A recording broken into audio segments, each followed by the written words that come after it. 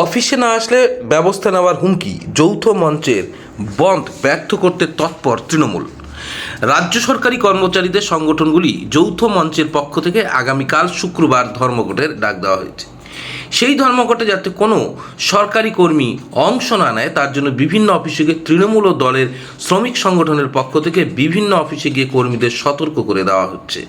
তৃণমূল নেতা বিশুধর সুদেব কর্মকার, দিনহাটা পৌরসভার chairman Gourishankar Maheshwari, vice chairman Sabir Saha Chowdhury, Nripen Debnath প্রমুখরা এসডিও অফিস থেকে শুরু করে বিডিও অফিস সহ বিভিন্ন স্কুল ও অন্যান্য অফিসে গিয়ে রীতিমতো কর্মীদের সতর্ক করে দেন। পাশাপাশি অফিস না আসলে ব্যবস্থা নেওয়ারও হুমকি প্রদান করেন। কোনোভাবেই যাতে সরকারি অফিসের কর্মীরা আগামীকাল শুক্রবারের ধর্মঘটে সামিল না হয় তার জন্য তারা এই আবেদন জানান।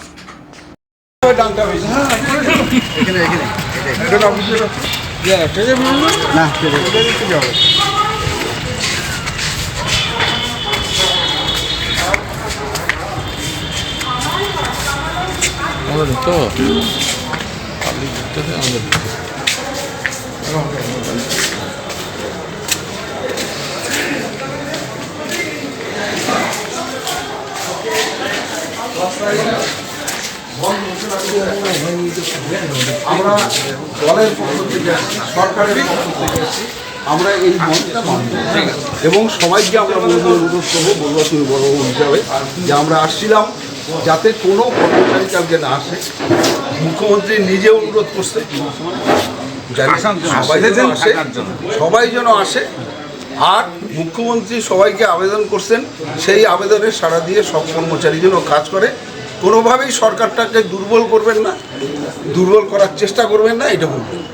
তারপরেও যদি আসে সরকারটাকে দুর্বল করার চেষ্টা করে, যে কর্মচারী জনগণের পয়সায় বেতন পায়, যদি যে কর্মচারী জনগণের পয়সায় বেতন পায় তাকে অবশ্যই কালকে এসে তাকে অফিস করতে হবে। এটা মুখ্যমন্ত্রীর আবেদন, আমরা দলের পক্ষ থেকে আমরা আবেদন করতেছি। তারপরে যদি আসে আমরা বাধ্য হবে গেটে দ্বারা তার ব্যবস্থা নেওয়া, যাকে যেরকম ব্যবস্থা নেওয়া দরকার তাদের সেরকমই ব্যবস্থা নেওয়া হবে কালকে।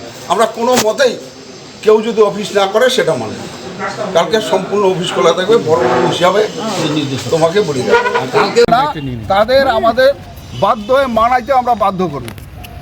তার কাকারকে দুর্বল করার যে চক্রান্ত চলছে সেই চক্রান্ত আমরা ব্যর্থ করার জন্যই দলের পক্ষ থেকে প্রচার নামছে, এবং যারা এইটাকে সরকারি যে অর্ডার সেটাকে ফলো আপ করবে না তাদের বিরুদ্ধে আমরা পার্টির থেকে ব্যবস্থা গ্রহণ করব।